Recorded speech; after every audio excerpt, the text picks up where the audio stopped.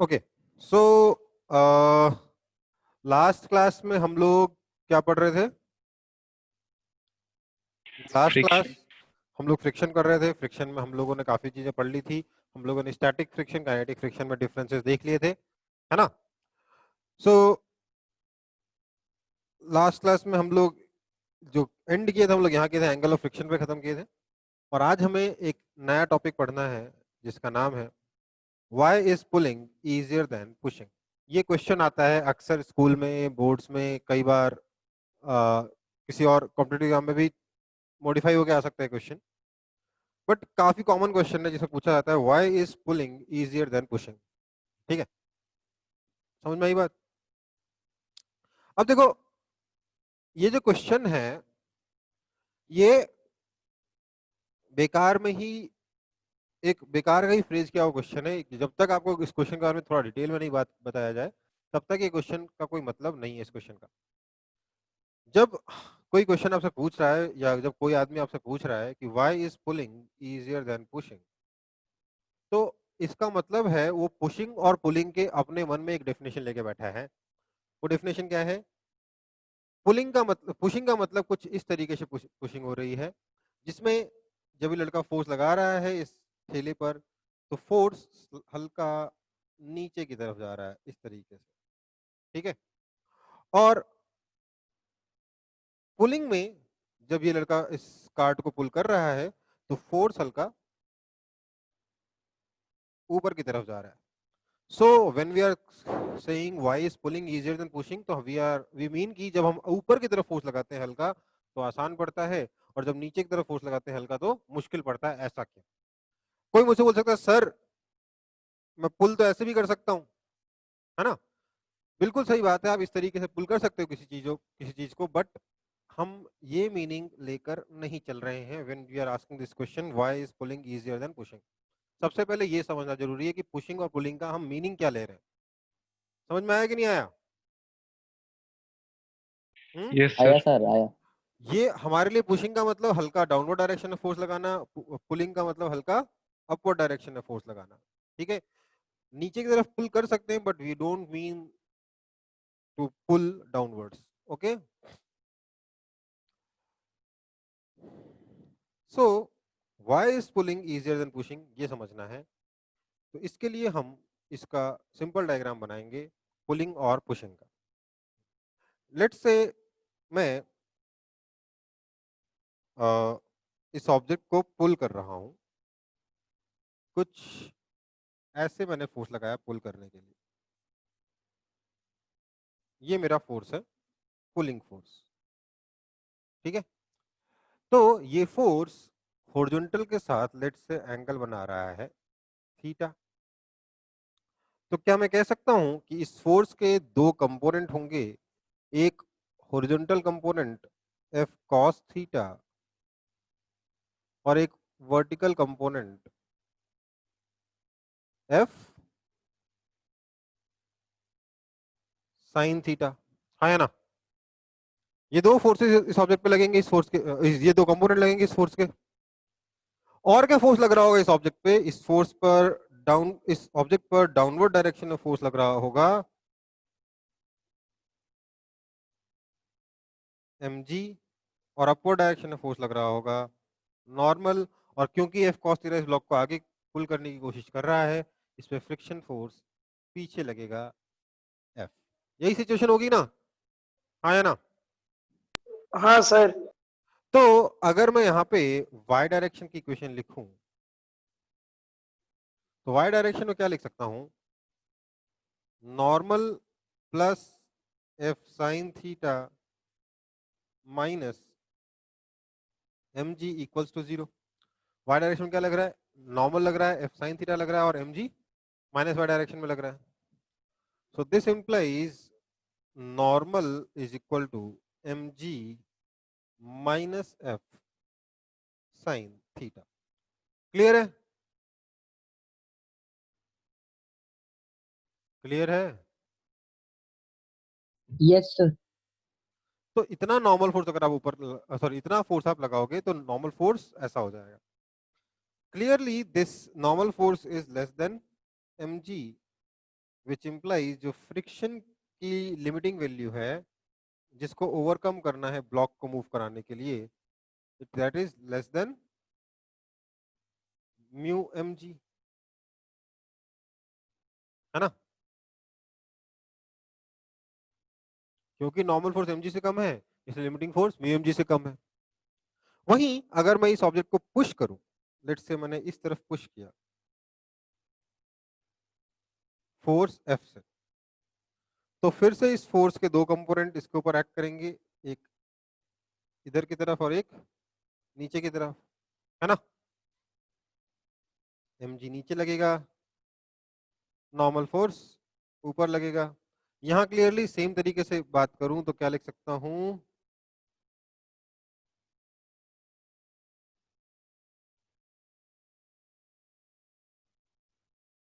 Similarly while pushing normal force जो है वो mg से बड़ा हो जाएगा, हाँ या ना,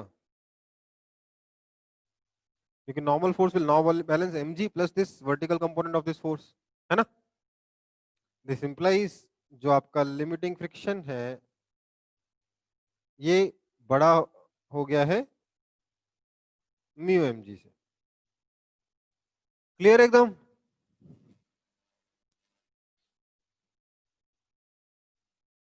बता दो क्लियर है कि नहीं है। Yes sir. Yes sir.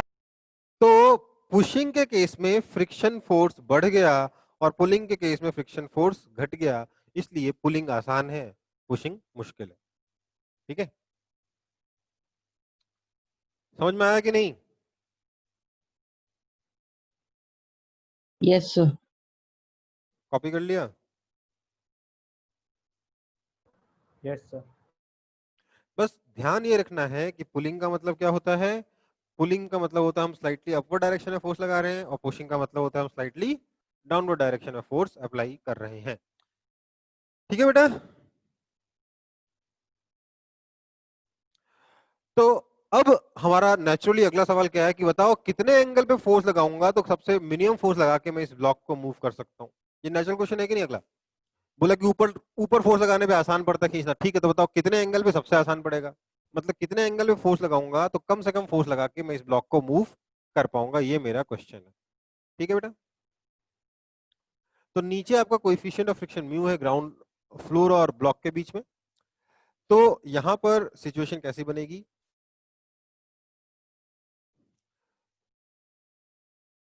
देखिए ये जो फोर्स है इस फोर्स के कंपोनेंट होंगे हॉरिजॉन्टल और वर्टिकल। हॉरिजॉन्टल कंपोनेंट हो जाएगा F cos theta, vertical component हो जाएगा एफ साइन थीटा, है ना। इसके अलावा डाउनवर्ड डायरेक्शन में फोर्स लगेगा,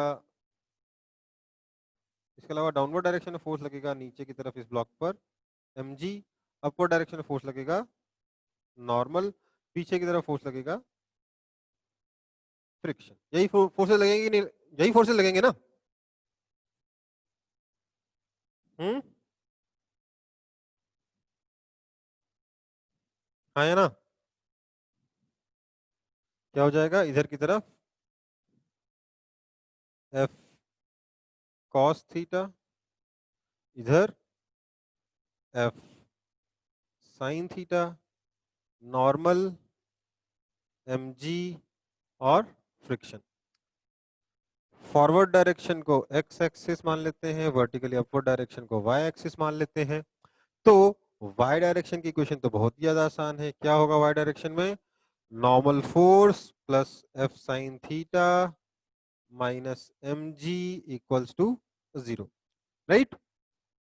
this implies normal force is equal to mg minus F sine theta. यहां तक तो किसी दिक्कत नहीं होनी चाहिए। No sir.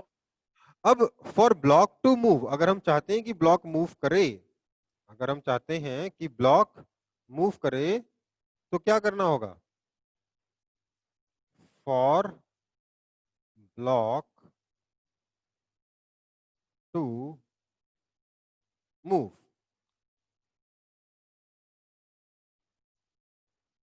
For block to move we want कि ये जो आपका F cos थीटा है, ये जो हॉरिजॉन्टल फोर्स है, it should exceed the limiting force, limiting friction, हाँ या ना? अगर ये F cos Yes, theta sir. Limiting friction को ओवरकम करेगा तभी तो ब्लॉक मूव कर पाएगा. So this F cos theta has to be greater than और इक्वल टू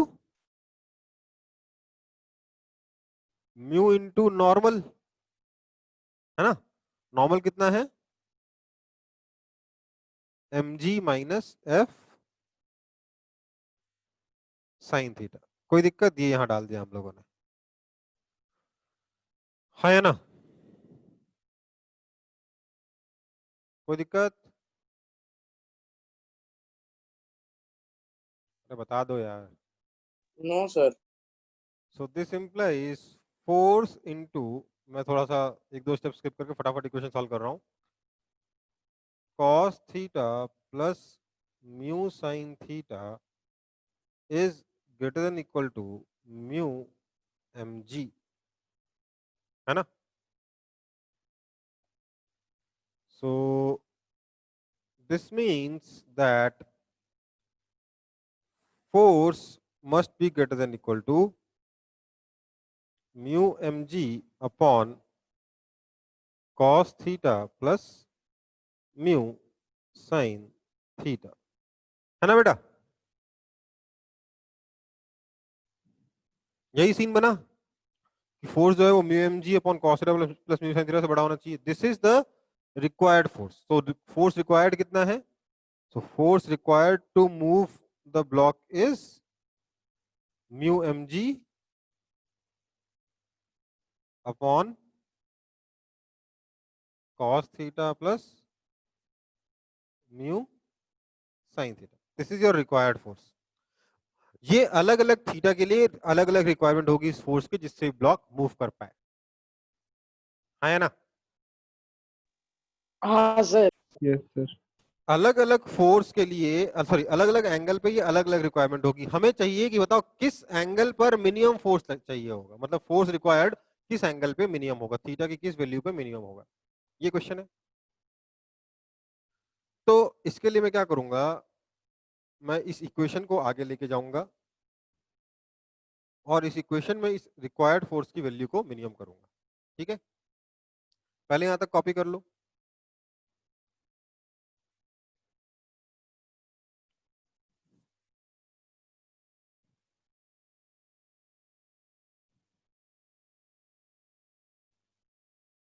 हो गया कॉपी?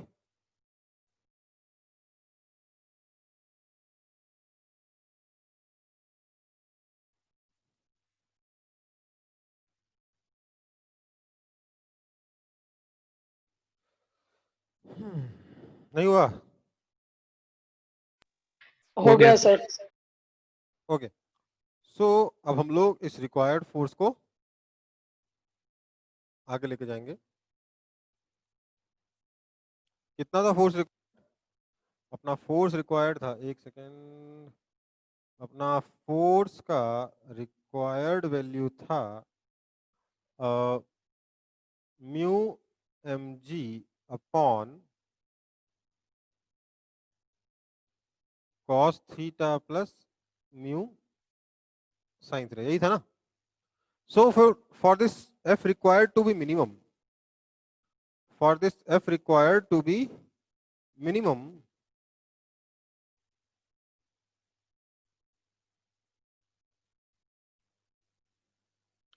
इसके लिए क्या होगा, इसके लिए क्या चाहिए होगा? For force required to be minimum, cos theta plus mu sin theta has to be maximum, this denominator has to be maximum, है ना? क्योंकि न्यूमरेटर तो कांस्टेंट ही है. ठीक है, कोई दिक्कत? No, sir. तो बेसिकली मेरे को cos theta plus mu sin theta को मिनिमम मैक्सिमम करना है. तो मैंने इस एक्सप्रेशन को बोल दिया, लेट्स से सम डिनोमिनेटर को मैंने लेट्स से d से रिप्रेजेंट कर दिया. d कितना है मेरा? d है cos theta plus mu sin theta. हम ऑलरेडी जानते हैं इसकी मिनिमम वैल्यू कितनी होती, मैक्सिमम वैल्यू कितनी होती है, under root of 1 plus mu square होता है ना?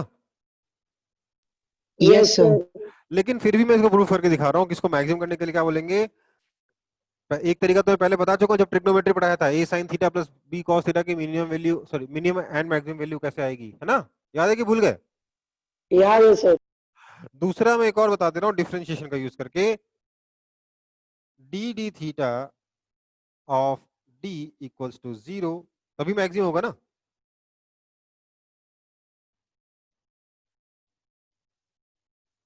दिस इंप्लाइज, इसका डिफरेंशिएशन क्या आ जाएगा, minus sign theta plus mu cos theta is equal to 0.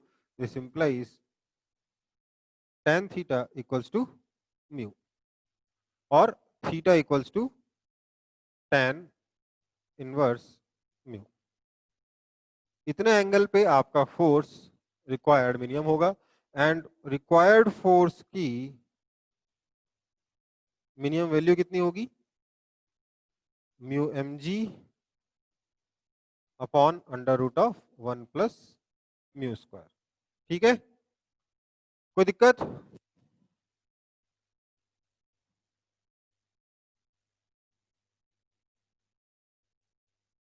कोई दिक्कत है बेटा? No sir. तो कॉपी कर लेंगे सब लोग इसे। Noted sir.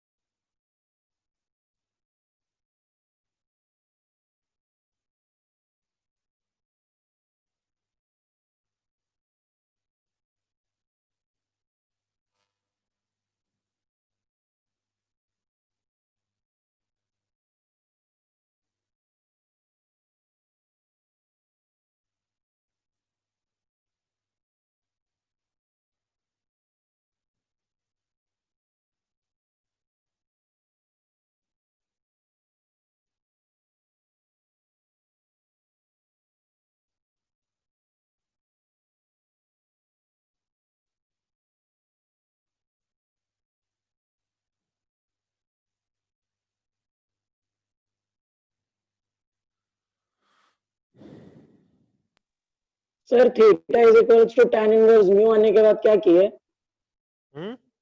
If required minimum. Force की मिनिमम वैल्यू कब होगी, जब ये मैक्सिमम और इसकी मैक्सिमम वैल्यू कितनी होती है, under root of 1 plus mu square. ये चाहो तो आप थीटा यहाँ पे सब्स्टिट्यूट करके निकाल सकते हो। समझ में आई बात? ये थीटा अगर आप यहाँ डाल दोगे यहाँ पर और यहाँ पर और सॉल्व करोगे तो you will get force required की मिनिमम वैल्यू कितनी आ रही है, mu M G upon under root of 1 plus mu square. नहीं तो डायरेक्टली रिजल्ट मैंने यूज कर लिया है, क्या है कि under root of, sorry A sine theta plus B cos theta की मैक्सिमम वैल्यू कितनी होती है, under root of A square plus B square. ठीक है, कोई दिक्कत? आगे बढ़ रहा हूँ।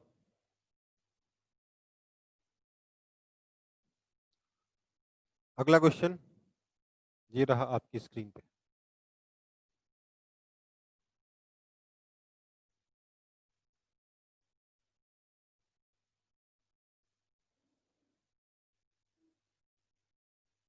फटाफट सब लोग सॉल्व करेंगे इसे।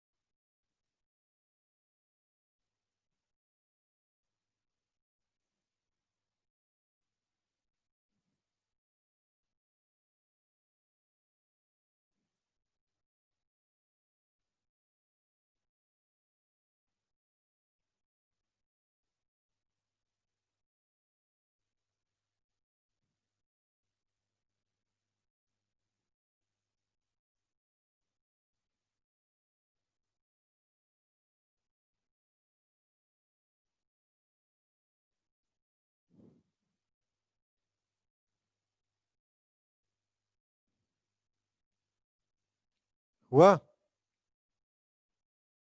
Sir, wait, please.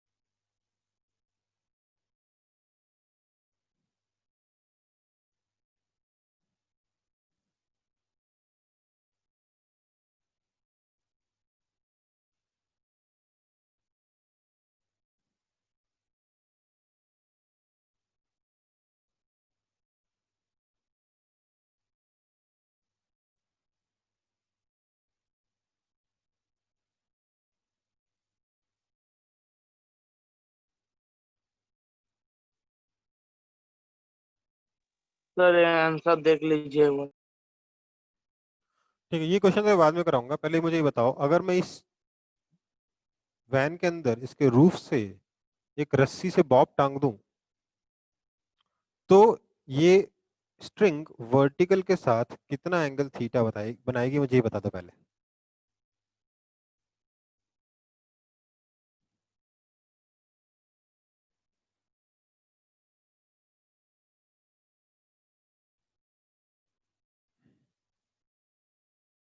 ये क्वेश्चन समहाउ आपके न्यूटन लॉज ऑफ मोशन में मैंने नहीं करवाया, इसलिए अभी याद आया, अभी करवा रहा हूँ।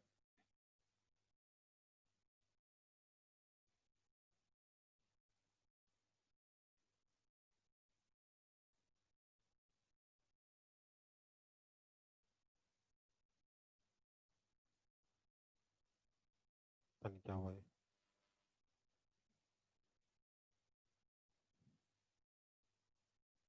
जी बाई है। गलत बोल रहे हो शायद। क्या है इसके लिए, मैं इसको पहले मैं बॉब वाला क्वेश्चन करा रहा हूँ।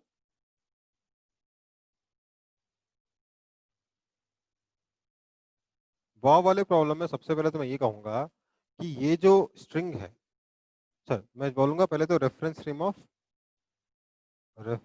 ऑफ इसका क्या नाम है, वैन।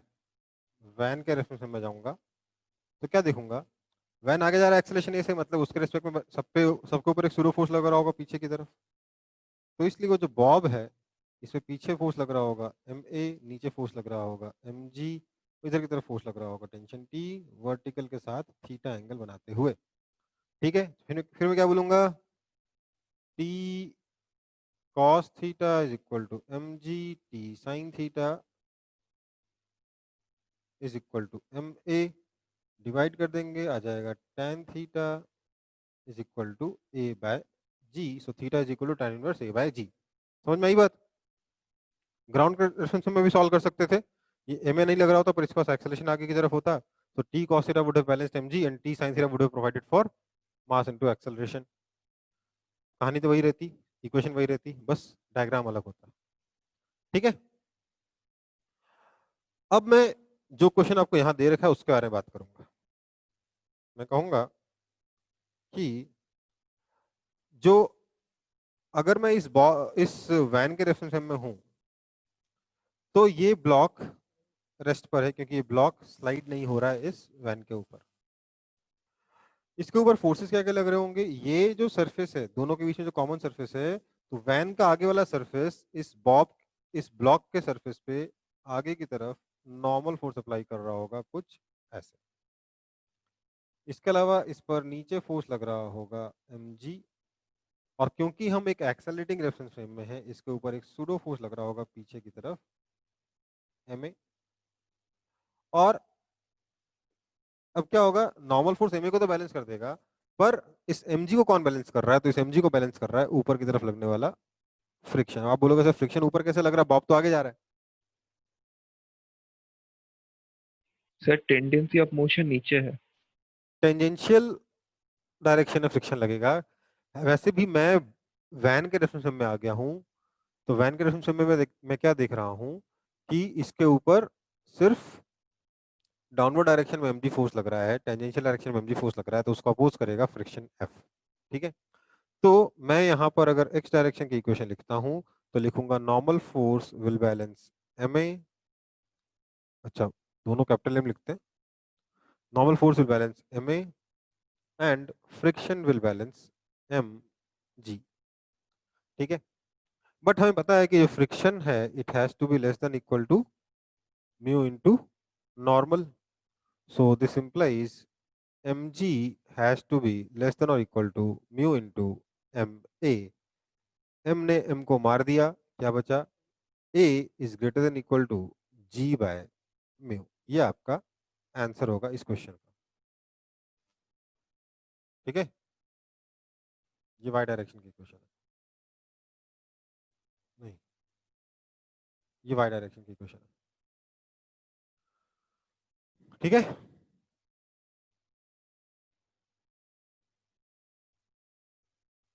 एक मिनट,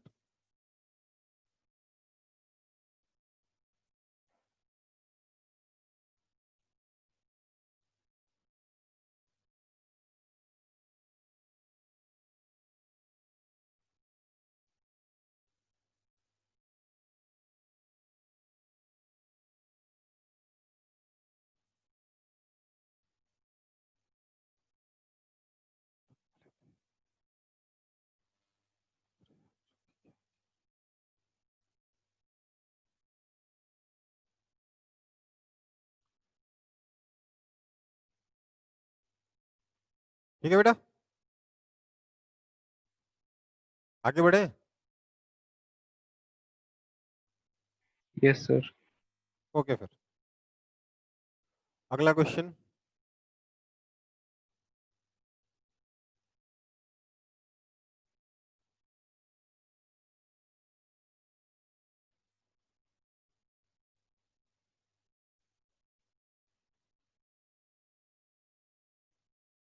क्वेश्चन समझ में आया? ये एक टेबल है जिससे ये चेन लटक रही है। ठीक है, बोला है कि इस चेन का कुछ फ्रैक्शन ऊपर है, कुछ फ्रैक्शन नीचे है। तो पूछा है कि अगर ये चेन इक्विलिब्रियम में है तो what maximum fraction of this chain can be hanging. ठीक है, इस चेन का मैक्सिमम कितना फ्रैक्शन हैंग कर सकता है, ये क्वेश्चन है। कैसे सॉल्व करेंगे इसको, देखिए मैं बोलूंगा लेट से टोटल लेंथ जो है वो एल है, लेट से मास को मैं बोल देता हूँ एम, लेंथ को बोल देता हूँ एल, एंड लेट से जो लेंथ हैंग हो रहा है वो एक्स है, तो ऊपर कितना रखा हुआ है, एल माइनस एक्स, है ना, आया ना। Yes, sir. तो बेसिकली मैं ऊपर वाले मास को m1 और नीचे वाले मास को अगर m2 बोल दूं तो m1 और m2 में आसानी से निकाल सकता हूँ कि नहीं निकाल सकता? हम्म हम्म देखो उसके लिए मैं डिफाइन करूंगा lambda, that is mass per unit length. ठीक है, फिर मैं बोलूंगा ये जो आपका m1 है that is equal to lambda into L minus X, और आपका ये जो m2 है that is equal to lambda into X. कोई आपत्ति?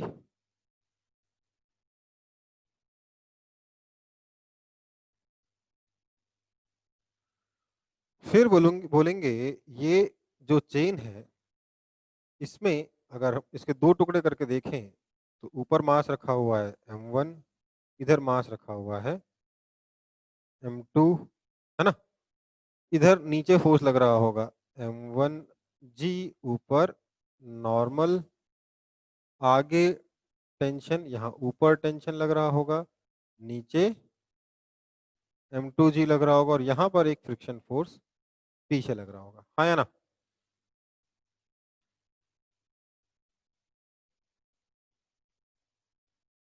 ऐसा ही कुछ हो रहा है ना? Yes sir. फिर हम क्या बोलेंगे, हम कहेंगे कि आपका ये जो अगर मैं इस M2 के बारे में बात करूं तो M2 के लिए मैं कह सकता हूं कि tension T equals to M2G, है ना? M1 के लिए कहा जा सकता है कि normal is equal to M1G and tension is equal to friction. ठीक है, कोई दिक्कत? कह सकते हैं कि नहीं कह सकते?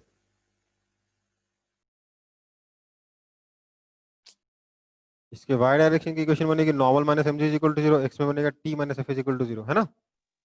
Yes sir. तो मैं अब बोलूंगा कि टेंशन टी तो फ्रिक्शन के बराबर है, इसका मतलब फ्रिक्शन कितना हो गया, M2G के बराबर हो गया, है ना? बट बिकॉज फ्रिक्शन आपका स्टैटिक फ्रिक्शन है, मैं लिखूंगा कि फ्रिक्शन F जो है इट इज लेस देन और equal to mu into normal. This implies friction F है कितना, M2G, सो हम लिखेंगे कि M2G इज लेस देन और equal to mu into normal is M1G। ठीक है, अब क्या हुआ, हमारे इस G को इस G ने कैंसिल कर दिया, है ना?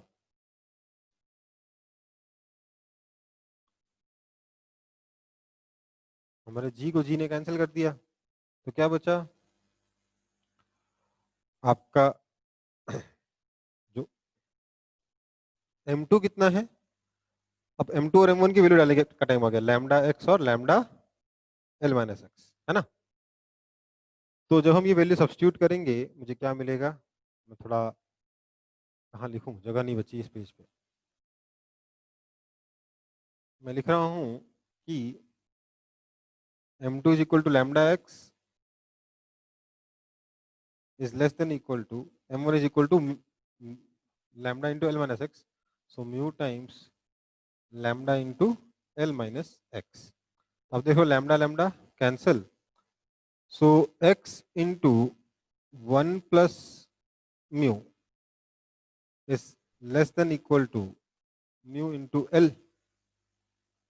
this implies x by, आपको यहाँ से x by L चाहिए था, उसको मैं यहाँ लिख दे रहा हूँ, this implies x by L is less than equal to mu upon 1 plus mu. कोई दिक्कत? ये आपका आंसर हुआ, सबको दिख रहा है ना?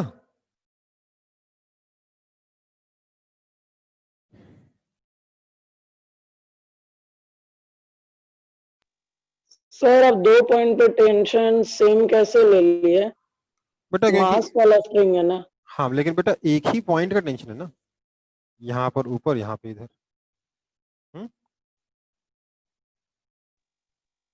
हाँ सर।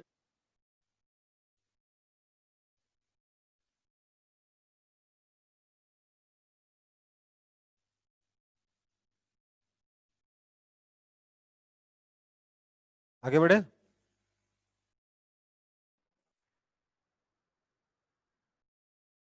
Yes sir.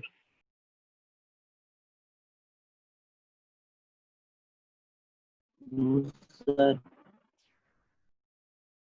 ट्राई करेंगे आप लोग, हाँ सर। करिए। अच्छा, ब्लॉक्स का मास नहीं दिया ना मैंने आपको इसमें,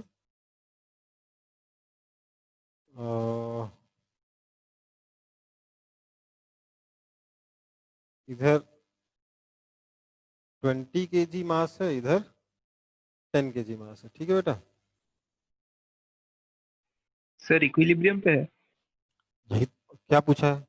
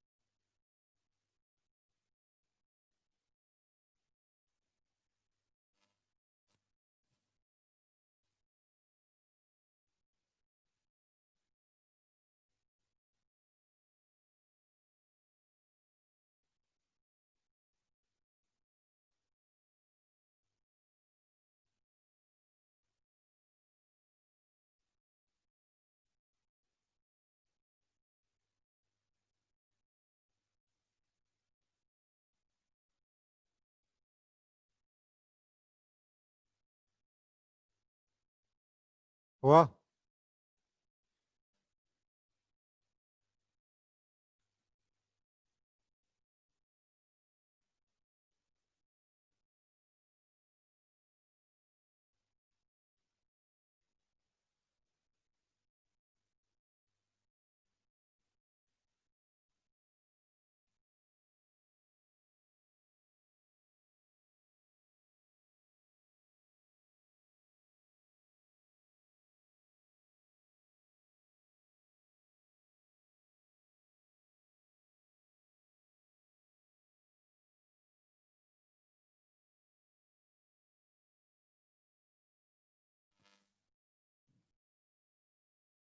देखिए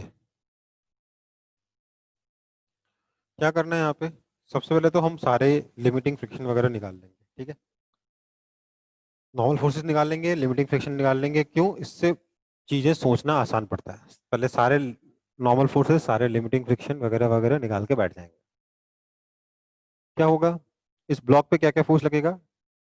इस ब्लॉक पे अगर लगने वाले अगर फोर्सेस मैं बताऊं तो फोर्सेस होंगे कुछ इंक्लाइन के अलोंग, कितना, M G sine 60 degree, that is 100 into sine 60 degree, मतलब 50√3, ठीक है। जी को 10 लेके चल रहा हूँ मैं फटाफट, 50√3। इधर लगेगा M G cos 60 degree, that is simply 50 newton, ठीक है। कोई दिक्कत? फिर इसके अलावा फोर्सेस लगेंगे आपके इस डायरेक्शन में ब्लॉक पर, नॉर्मल फोर्स, इधर की तरफ टेंशन टी, है ना। अब हमें मालूम नहीं कि 50√3 बड़ा है कि टेंशन टी बड़ा है, इसलिए हमें ये भी नहीं मालूम कि फ्रिक्शन ऊपर लगेगा कि नीचे लगेगा। बट फ्रिक्शन की लिमिटिंग वैल्यू पता है। फ्रिक्शन जब भी लगेगा, इसको मैं F1 कह दे रहा हूँ, is less than equal to, इसको n1 कह देते हैं, friction is less than equal to mu into n1, और n1 कितना हो जाएगा, इस 50 को बैलेंस करेगा तो ये n1 भी हो गया 50 newton. So friction is less than equal to mu into n1। This implies आपका जो फ्रिक्शन F1 है it is less than equal to mu कितना 0.6 इंटू 50 इज 30 न्यूटन। 30 न्यूटन से कम ही होगा ये फ्रिक्शन जब भी होगा, चाहे ऊपर लगे चाहे नीचे लगे, ठीक है।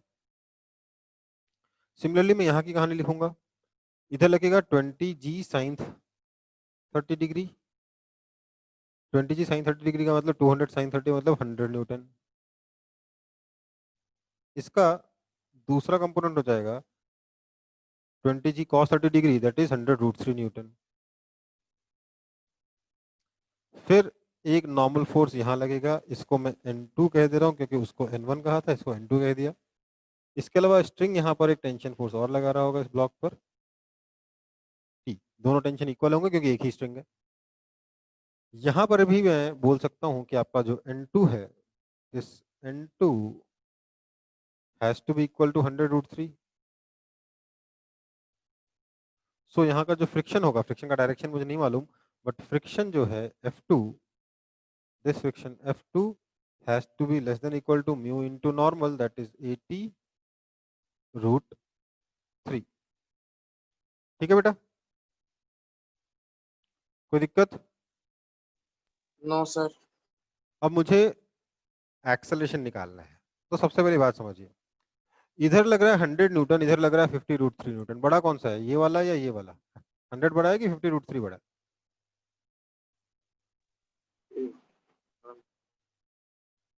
हम्म 100 सर।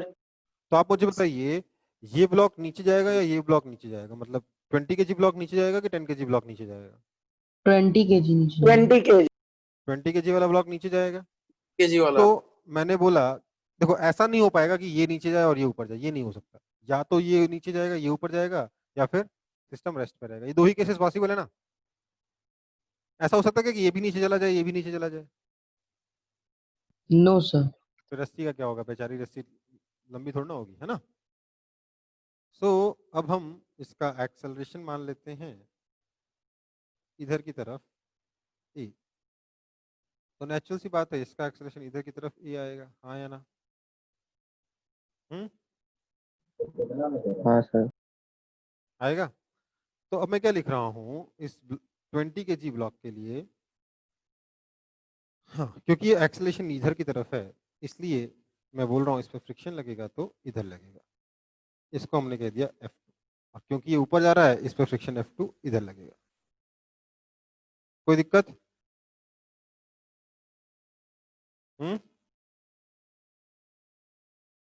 बता दो। सॉरी ये F1, ये F1 होगा, मेरी गलती, ये F1 होगा, है ना, क्योंकि एक्सेलरेशन है इसलिए फ्रिक्शन कौन सा होगा, काइनेटिक वाला होगा। तो F2 की वैल्यू 80√3 होगी, F1 की वैल्यू 30 न्यूटन होगी, है ना। तो एक काम करता हूँ मैं इस एक्सेलरेशन को मानते हुए इक्वेशन लिखता हूँ, इसके इसमें इधर x मानूंगा, इसमें इधर x मानूंगा और दोनों के x डायरेक्शन की इक्वेशन लिखूंगा, y डायरेक्शन की इक्वेशन ऑलरेडी सॉल्व कर चुका हूँ ना। तो मैं क्या लिखूंगा, 100 minus F2 is equal to 20a उत्तरी। ऐसा हो सकता है क्या? यहीं पर अगर आप F2 की वैल्यू डाल दोगे तो यू विल फाइंड कि ये जो है एक्सेलरेशन नेगेटिव आ चुका है, मतलब कहानी यहीं कहीं खत्म हो चुकी है, इसके बारे में बात करने की भी कोई जरूरत नहीं है। अच्छा 100 माइनस F2 नहीं, सॉरी मैं गलती बोली, 100 माइनस F2 माइनस टी भी तो होगा एक, है ना। 100 minus F2 minus T is equal to, इसका मास कितना था 20 kg, तो 20a। ऑलरेडी F2 की जो है वो 80√3 है, 100 से बड़ा है, उसमें से टेंशन और सब्ट्रैक्ट कर देंगे, ये और नेगेटिव आ जाएगा, एक्सेलरेशन और नेगेटिव आ जाएगा, है ना। सो आपका एक्सेलरेशन नेगेटिव आ चुका है, इसके आगे मुझे कुछ करने की जरूरत ही नहीं है, मतलब मैंने जो अजम्पशन लिया था एक्सेलरेशन नीचे की तरफ वो गलत हो चुका है। कोई दिक्कत? No sir.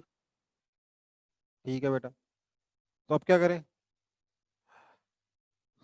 अब बोलेंगे हम लोग कि ठीक है, इसका मतलब ब्लॉक्स जो है वो रेस्ट पर है।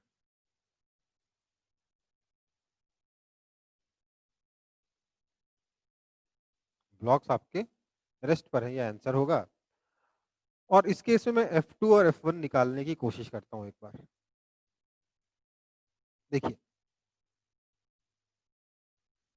अच्छा वैसे ये इसका ना फाइंड F2 एंड F1 वाला जो पोर्शन है ना, ये मैं कुछ और क्वेश्चंस डिस्कस कर लूंगा, उसके बाद ही कराऊंगा, क्योंकि इस तरीके के क्वेश्चंस अलग से हमें सीखने पड़ते हैं, तब हम इस क्वेश्चन को करने लायक होंगे, ये दोनों फ्रिक्शन निकालने के लायक होंगे। ठीक है, तो ये बाद में कराऊंगा जब आगे वो वाले क्वेश्चन सीख लेंगे। ठीक है, वैसे तो थ्योरी पूरी हो चुकी है, मैं भी करा सकता हूँ आपको ये क्वेश्चन, बट प्रॉब्लम क्या है? हम्म,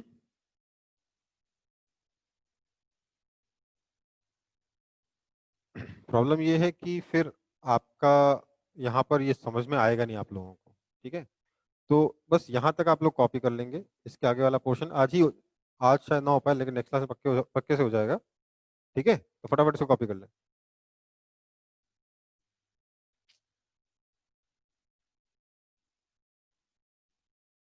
थ्योरी हो चुकी है, बट क्वेश्चंस अभी तक सारे नहीं हुए, इसलिए मैंने यहाँ पे इसका अगला पार्ट नहीं कराया अभी तक। ठीक है,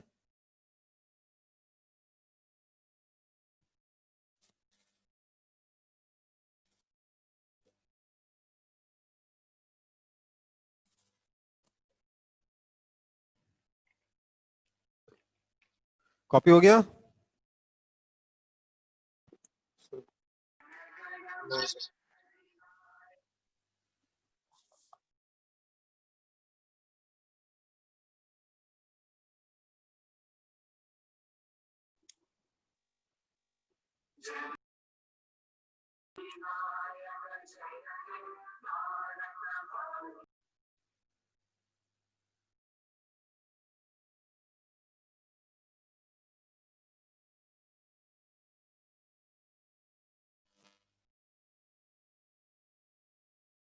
आगे बढ़े।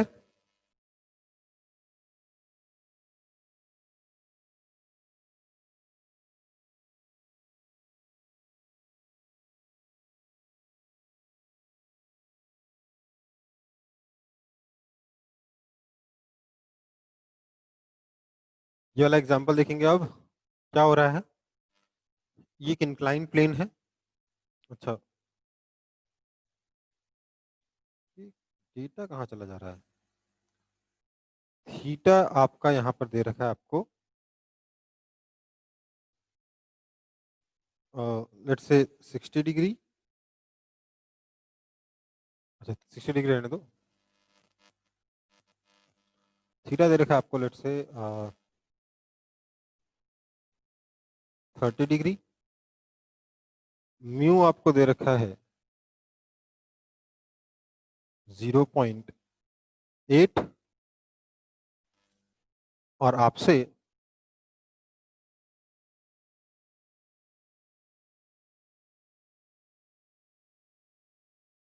टेंशन पूछा गया है। म्यू गिवन है 0.8। ठीक है, ये 8 है। सर इक्विलिब्रियम पे है। बेटा रस्सी बंधी हुई तो स्लाइड तो कैसे ही करेगा ये, है ना? मुझे स्ट्रिंग में टेंशन निकालना।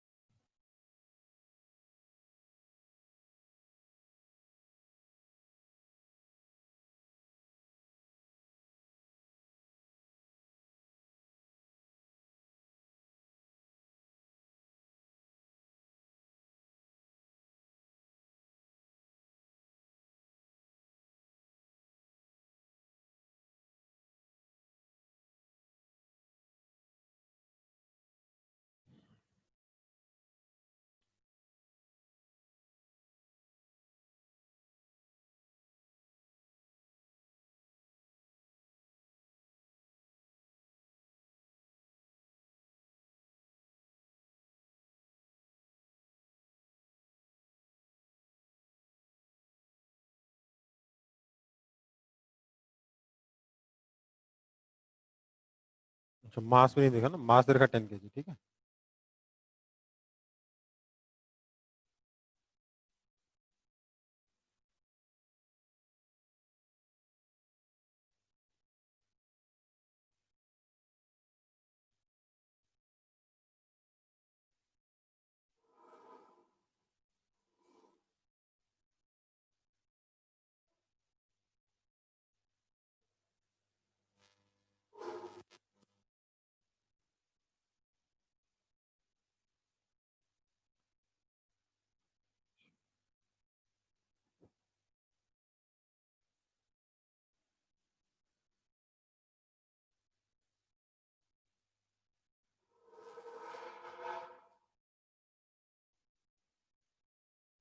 बताइए जल्दी जल्दी।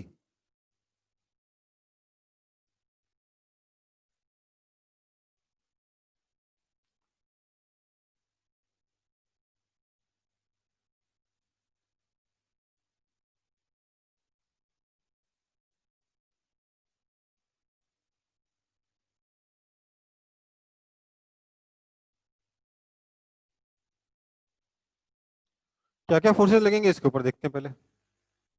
इसके ऊपर इधर लगेगा कितना, mg sin 30 डिग्री, mg कितना है 100, तो 100 sin 30 डिग्री इज 50 न्यूटन। इधर लगेगा 50√3 न्यूटन, है ना। mg के दो कंपोनेंट लगा दिए। इसके अलावा यहाँ पर टेंशन एक्ट करेगा, ये रस्सी टेंशन लगाएगी इधर की तरफ T, और इसके अलावा एक और फोर्स लगेगा, फ्रिक्शन फोर्स, कुछ ऐसा, है ना।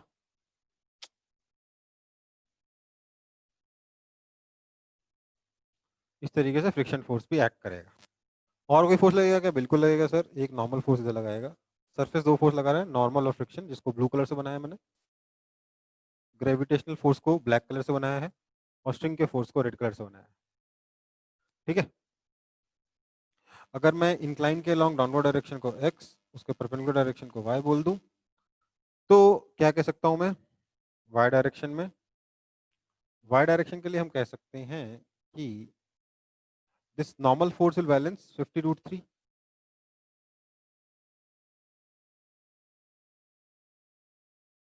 है ना। और x डायरेक्शन में कह सकते हैं कि 50 minus t minus friction equals to 0, ठीक है। फ्रिक्शन क्या है, friction is less than equal to mu into normal, which is less than equal to 0.8 into 50√3, that is 40√3, और friction is less than equal to, अगर मैं इसको 1.732 लेके करूं तो अप्रोक्सीमेटली ये 69 न्यूटन से 69 पॉइंट समथिंग आएगा ना, 69.3 न्यूटन के आसपास आएगा। फ्रिक्शन जो है वो 69.3 न्यूटन से कम है। मतलब आई एम नॉट श्योर कि ये सही है कि एग्जैक्ट नंबर है कि नहीं, लेकिन लगभग यही होगा।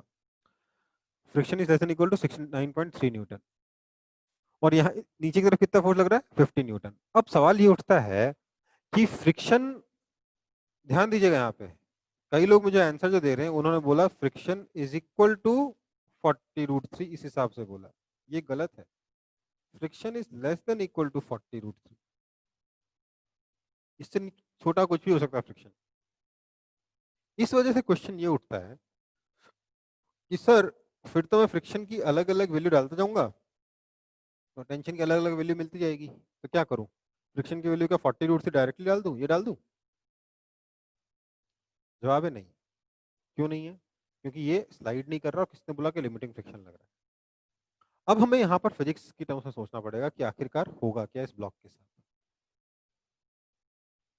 तो ब्लॉक है, इस पर नीचे फोर्स जो लग रहा है mg sin थीटा, यही इसको मूव कराना चाहता है। जब ये मूव करने की कोशिश किया तो इस पर पीछे की तरफ फ्रिक्शन फोर्स एक्ट किया। अगर ये mg sin थीटा फ्रिक्शन को पार कर जाए तब रस्सी टाइट होगी, तब जाके टेंशन T लगेगा, है ना। सो इन दिस सिचुएशन पहले फ्रिक्शन आएगा, जब फ्रिक्शन लिमिटिंग वैल्यू तक पहुंच जाएगा तब भी, अगर उस वक्त भी ब्लॉक नहीं रुक पाया तो ब्लॉक को रोकने के लिए टेंशन एक्ट करेगा। समझ में आया कि नहीं आया? Yes sir. सो यहां पर क्या है, फ्रिक्शन जो है 69.3 है, मतलब कि फ्रिक्शन की जो लिमिटिंग वैल्यू है वो इस 50 न्यूटन से बड़ा है ना। इसका मतलब ये हो जाएगा कि फ्रिक्शन 50 न्यूटन को बैलेंस कर देगा और टेंशन आएगा ही नहीं।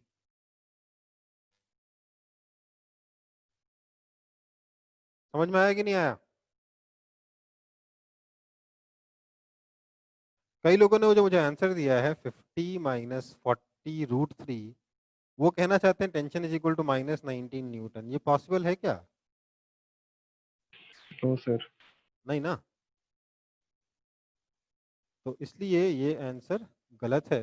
सही आंसर क्या होगा? टेंशन कितना है? 0, और फ्रिक्शन ही आपके इस mg sin थीटा को बैलेंस करके बैठा है। ठीक है बेटा, ये कॉन्सेप्चुअल क्वेश्चन है, कॉन्सेप्ट क्लियर होना चाहिए, अदरवाइज कोई फायदा नहीं है ना।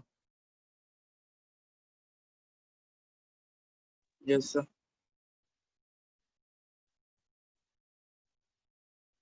तो इस क्वेश्चन पे स्टार मार्क लगा लेंगे।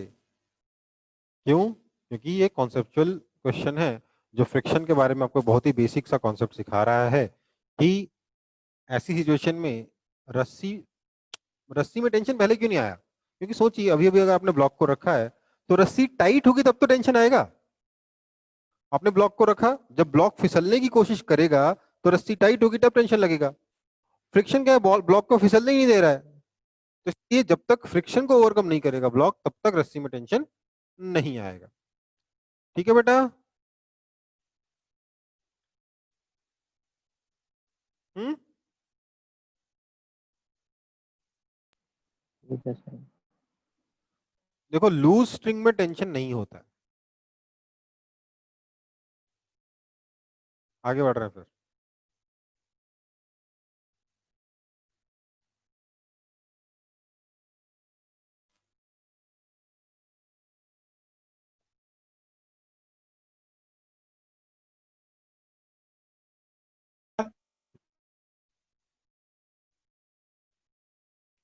इस क्वेश्चन को सॉल्व करके आपका कॉन्सेप्ट और अच्छे से क्लियर हो जाएगा।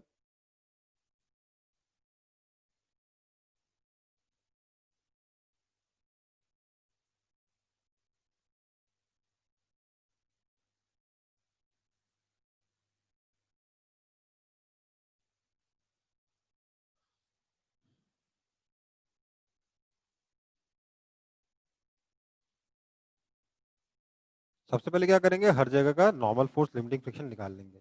यहाँ का नॉर्मल फोर्स आ जाएगा 200 न्यूटन, लिमिटिंग फ्रिक्शन आ जाएगा F1 बोल देता हूँ। F1 is less than equal to 0.7 into 200, 140 newton. यहाँ का आ जाएगा F2 is less than equal to 80 newton, है ना। यही क्वेश्चन है, कोई दिक्कत? मतलब सॉरी, यही लिमिटिंग फ्रिक्शंस आएंगे, हाँ है ना। हाँ सर। अब देखो, फर्स्ट पार्ट में क्या हुआ, आपने ये जो फोर्स लगाया है ये 100 न्यूटन है, तो हमने यहाँ पर 100 न्यूटन का फोर्स लगाया। 20 kg के साथ क्या होगा, हमने यहाँ पे फोर्स लगाया है 100 न्यूटन का। यहाँ जो फ्रिक्शन F1 है उसकी मैक्सिमम वैल्यू हो सकती है 140 न्यूटन, है ना। तो ये फ्रिक्शन इस 100 न्यूटन को बैलेंस करने के लिए काफी है, हाँ या ना।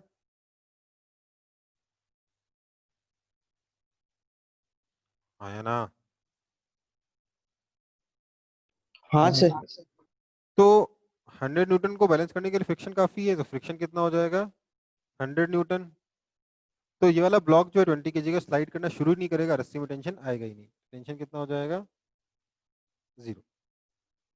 कोई दिक्कत? No sir. सेकंड पार्ट देखते हैं। सेकंड पार्ट में क्या होगा, इस 20 kg के ऊपर लग रहा है कितना फोर्स? 200 न्यूटन। और यहाँ जो फ्रिक्शन मैक्सिमम लग सकता था वो कितना है?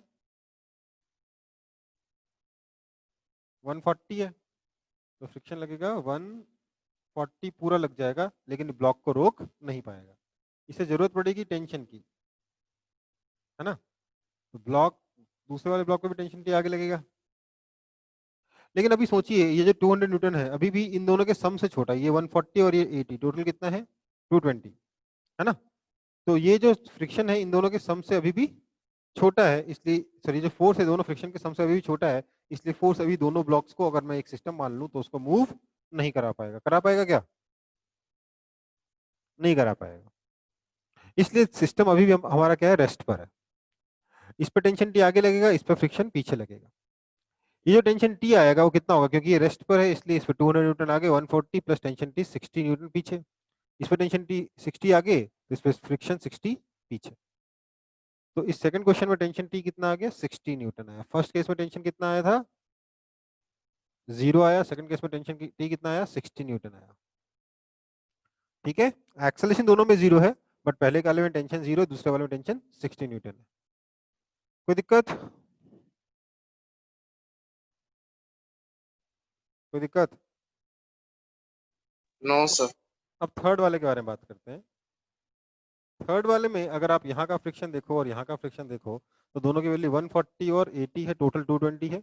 ये फोर्स जो है 400 न्यूटन इस 220 से ज्यादा है, मतलब दोनों ब्लॉक स्लाइड करने लगेंगे एक्सेलरेशन ए से आगे की तरफ।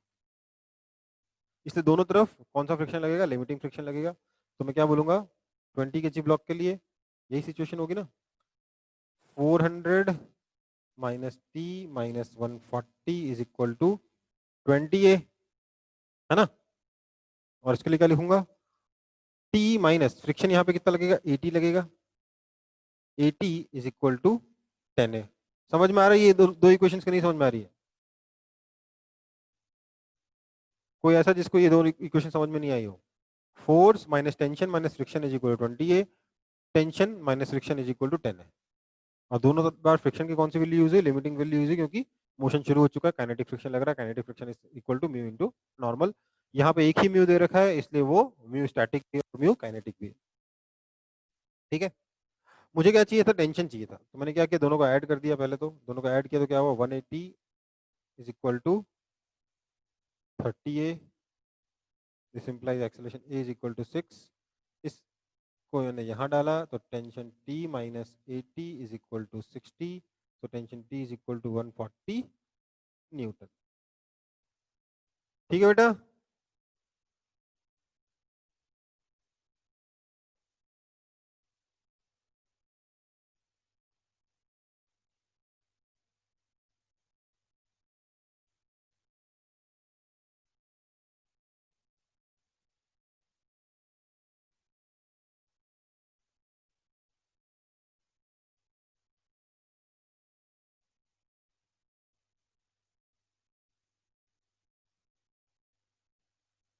ठीक है, हाँ है ना। आदित्य आपके तीनों आंसर गलत है।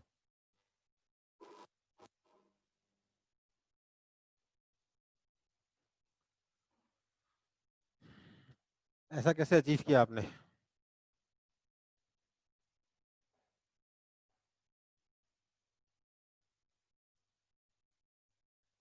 सर पहला सही है ना?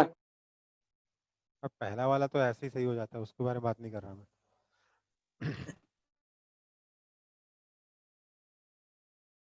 समझ में आया कि नहीं आया ये?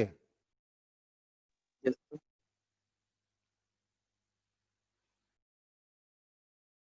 ओके, आगे बढ़ रहा हूँ। टू ब्लॉक प्रॉब्लम आ गया, एक सेकंड। टू ब्लॉक प्रॉब्लम के बाद दो टू ब्लॉक प्रॉब्लम, फिर वाई फ्रिक्शन। ठीक है, पहले वाई फ्रिक्शन कर लेंगे फिर टू ब्लॉक प्रॉब्लम करेंगे। ठीक है बेटा? आखिर अब देखना ये कि फ्रिक्शन क्यों लगता है, फ्रिक्शन लगता क्यों है, वाई डज फ्रिक्शन एक्ट। तो बेटा इसके दो एक्सप्लेनेशन है। ठीक है, आप बोलोगे सर तो सही कौन सा है? देखो, अलग अलग कारणों से फ्रिक्शन फोर्स आ सकता है। पहले हम लोग कुछ और रीजन मानते थे, बाद में हम लोगों ने बोला एक और रीजन हो सकता है। लेकिन इसके दोनों में से कोई भी एक्सप्लेनेशन जो है ना पूरी तरीके से परफेक्ट नहीं है, इसलिए दोनों का कुछ हाइब्रिड हो रहा होगा। ठीक है, कोई दिक्कत? तो क्या है, मान लेते हैं मेरे पास ये दो सरफेसेस हैं। ये दो सरफेसेस मतलब दो ब्लॉक्स हैं, दो ब्लॉक एक दूसरे के ऊपर रखे हुए हैं, है ना। ये दो ब्लॉक्स एक दूसरे के ऊपर रखे हुए हैं। लेट्स से आपके सिंपल से फ्लोर पे रखे हैं। फ्लोर ये रहा, ठीक है।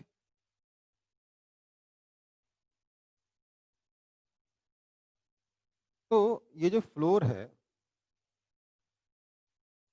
इस फ्लोर में क्या हो रहा है, मैं इसमें ज्यादा इंटरेस्टेड नहीं हूं, मैं इन दोनों ब्लॉक्स के बीच के फ्रिक्शन में इंटरेस्टेड हूँ, ठीक है, कि आखिरकार यहाँ ऐसा क्या हुआ जिसकी वजह से फ्रिक्शन लगा। तो जो पहला एक्सप्लेनेशन था, जो पहले से हम लोग एक्सप्लेनेशन मानते आ रहे थे, वो क्या था कि ये दोनों ब्लॉक्स भले ही दिखने में कितने भी स्मूथ हो, असली में क्या पूरी तरीके से स्मूथ हो सकते हैं? क्या पूरी तरीके से स्मूथ हो हाँ सकते हैं? सर। नहीं हो सकते हैं, ठीक है। इस वजह से दोनों सर के सरफेसेस के बीच में होता है इंटरलॉकिंग। अब now what do you mean by interlocking? मैंने यहाँ पे बहुत ही ज्यादा आइडियल सा सिचुएशन ड्रॉ किया है कि क्या हुआ, दोनों सरफेसेस में, रेड वाले सरफेस में और ग्रीन वाले सरफेस में, दोनों में कुछ एक्सट्रूजन्स हैं और कुछ इंट्रूजन्स हैं, ठीक है, कुछ एक्सट्रूजन्स हैं और कुछ इंट्रूजन्स हैं। तो क्या हुआ, रेड वाला और ग्रीन वाला जो सरफेस है, वो उसका एक्सट्रूजन और इंट्रूजन्स एक दूसरे में फिट हो गए, इंटरलॉक हो गए हैं। जैसे मान लीजिए हमारे दोनों, ये ऊपर वाला सरफेस नीचे वाला सरफेस आपस में ऐसे करके इंटरलॉक हो गए। अब अगर आप इनको मूव कराने की कोशिश करोगे एक दूसरे के रेस्पेक्ट में, मान लेते हैं आप रेड वाले को आगे लेके जाते हो, ग्रीन वाले को पीछे लेके जाते हो, तो क्या होगा, यहाँ पर ये जो इंटरलॉकिंग है, इसकी वजह से मोशन को रेजिस्टेंस मिलेगा। मिलेगा कि नहीं मिलेगा?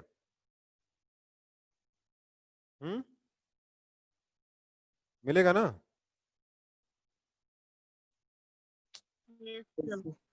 यस सर, मिलेगा। इसी वजह से हम कहते हैं कि फ्रिक्शन आया, ठीक, रीजनेबल एनफ। और इस फ्रिक्शन को इंक्रीज करने के लिए, इस तरीके से फ्रिक्शन को इंक्रीज करने के लिए we use spikes in our shoes. करते कि नहीं करते स्पाइक्स का यूज? Yes sir.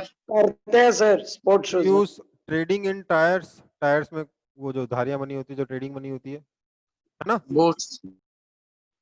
ठीक है। बेसिकली उसके पीछे कॉन्सेप्ट क्या है, इंटरलॉकिंग को बढ़ाना है ना। समझ में आ रहा है कि नहीं आ रहा? हाँ या ना? हाँ सर। हाँ सर। अब देखिए, असलियत में इसका यूज करके मैं एक चीज और समझ सकता हूं कि अगर मैं दोनों सरफेसेस को स्मूथ करता जाऊं तो क्या होगा, इंटरलॉकिंग डिक्रीज होगी कि इंक्रीज होगी? डिक्रीज।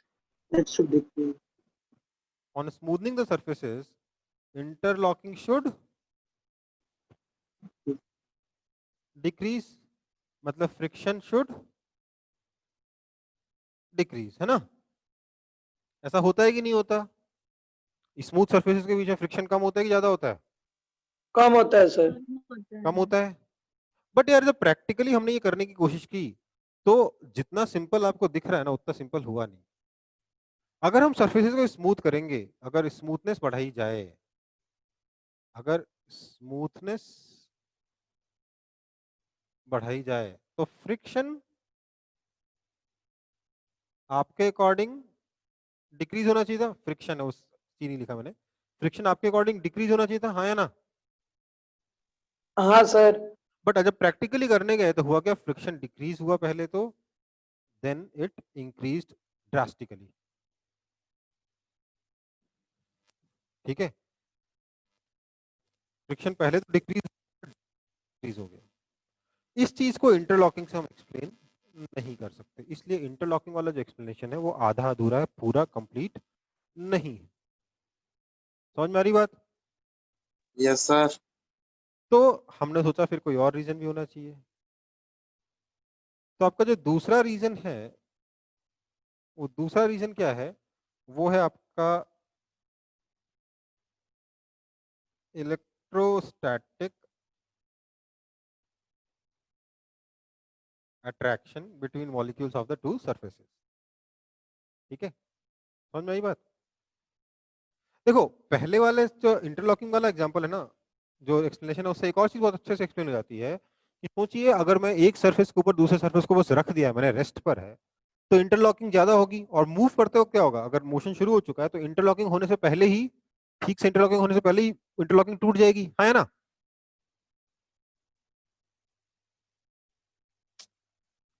देखिए अभी तो अच्छे से इंटरलॉकिंग हो रखी है, लेकिन अगर मैं स्लाइडिंग शुरू कर दूं तो इंटरलॉकिंग क्या होगा, अच्छे से इंटरलॉकिंग होने से पहले ही वापस टूट जाएगी कि नहीं टूटेगी इंटरलॉकिंग, यस सर, टूट जाएगा। है ना? तो इस वजह से क्या होता है, आपका जो स्टैटिक फ्रिक्शन है वो ज्यादा होता है और काइनेटिक फ्रिक्शन कम होता है। इंटरलॉकिंग से हम इस चीज को एक्सप्लेन कर सकते हैं कि म्यू के जो है, जो म्यू एस जो है वो म्यू के से बड़ा होता है, इंटरलॉकिंग से इजीली एक्सप्लेन कर सकते हैं। इलेक्ट्रोस्टैटिक अट्रैक्शन के हिसाब से क्या हुआ कि जो नीचे वाला, जो ग्रीन वाले सरफेस के जो मॉलिक्यूल्स थे, वो रेड वाले सरफेस के मॉलिक्यूल्स से इंटरैक्ट किए, अट्रैक्ट किए, और जब ये मूव करने लगा तो उसी अट्रैक्शन की वजह से क्या हुआ, फ्रिक्शन जनरेट हुआ। ठीक है, अगर हम चीजों को स्मूथ करेंगे तो इंटरलॉकिंग डिक्रीज होगी और मॉलिक्यूल्स के बीच में डिस्टेंस डिक्रीज होगा, इस वजह से फ्रिक्शन डिक्रीज हो जाएगा। ठीक है, कोई दिक्कत? सॉरी, डिस्टेंस इंक्रीज होगा, इस वजह से इलेक्ट्रोस्टैटिक अट्रैक्शन वीक पड़ेंगे, इसलिए फ्रिक्शन डिक्रीज हो जाएगा। ठीक है, यस सर।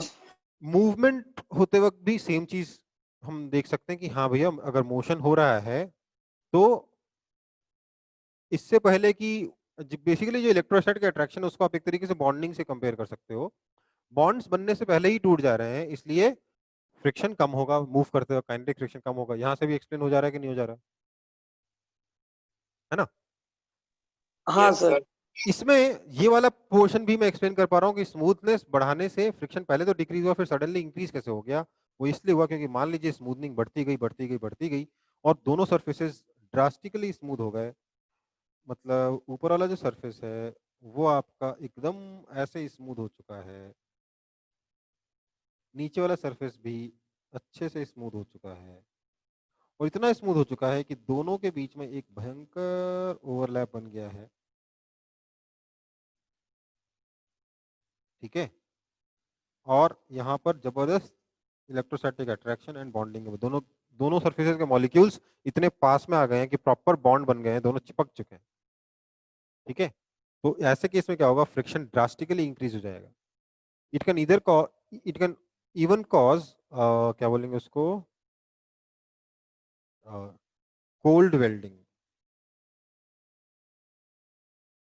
आपने इसका एग्जांपल लाइफ में देख रखा होगा, कभी आपने देखा है फ्रिज के नीचे मान लो आपका रबर वाला वो रखा हुआ है, स्टॉपर या सपोर्ट रखा हुआ है, और बहुत दिनों तक आपके मार्बल फ्लोर पे पड़ा हुआ है, पड़ा हुआ पड़ा हुआ है, तो देखते हैं कि जब कल को अगर कुछ सालों के बाद अगर आप फ्रिज को करने की कोशिश करते हो तो रबर एकदम जमीन पे चिपक चुका होता है, उसको अगर आप और खींचते हो तो वो रबर चिपका रह जाता है, वो उठता नहीं हो, और अल्टीमेटली रबर चिपका रह जाता है, बाकी का पूरा जो रबर का एक लेयर चिपका हो रह जाता है जमीन पे। ऐसा देखा कि नहीं देखा? बाकी का तो उठ जाता है बट रबर का हाँ एक लेयर सर, चिपका रह देखे जाता है। है।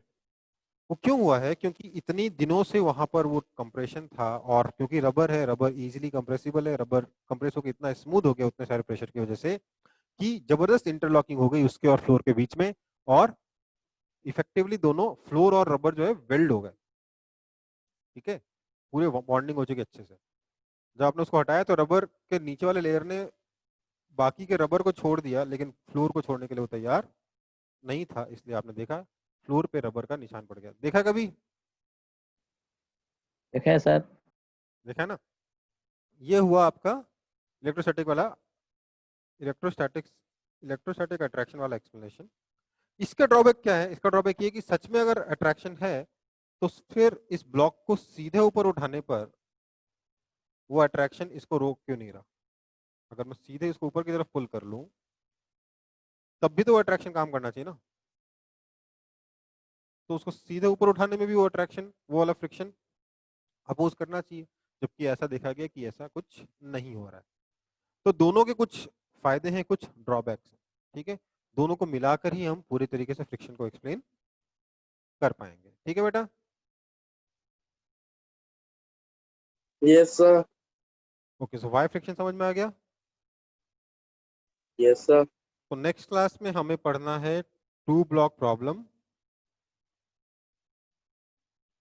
Yes sir. नेक्स्ट क्लास में पढ़ना है टू ब्लॉक प्रॉब्लम, और वो जो एक क्वेश्चन छोड़ा ना मैंने बीच में, उसको कंप्लीट करना है बस। ठीक है, फ्रिक्शन आपका खत्म हो गया है। नेक्स्ट टेस्ट भर ही आपका काइनेमेटिक्स आ रहा है, उसके अगले टेस्ट से आपका क्या शुरू हो जाएगा, न्यूटन लॉज ऑफ मोशन शुरू हो जाएगा। ठीक है, सर अगला टेस्ट एडवांस रखिएगा ना? सर अगला टेस्ट एडवांस रखिए। एनएलएम का सीधे एडवांस ले लें, नहीं सर, सर, kinematics। काइनेमेटिक्स का एडवांस। काइनेमेटिक्स का एडवांस ले लें। Yes sir. ठीक है बेटा, sir Newton's law of motion कब शुरू होगा? न्यूटन लॉ ऑफ मोशन का टेस्ट इसके अगले टेस्ट से, एक टेस्ट के जो मैंने अनाउंस कर रखा है पहले से काइनेमेटिक्स पे आएगा, उसके बाद से एनएलएम का आएगा। ठीक है, ओके सर। ठीक है, तो नेक्स्ट टेस्ट आपका एडवांस है। ठीक है, मेन वाला नहीं है, एडवांस वाला है। कोई दिक्कत है किसी को? No sir. कब है आपका next test? Tuesday. Okay sir, Tuesday को you will have a advance test. अच्छा, एक और बात, मैंने आपको कहा था कि मैं आपके डाउट सेशन इस संडे को लूंगा। लास्ट संडे भी कहा था, इस संडे भी कहा था कि नहीं कहा था? बोले थे सर।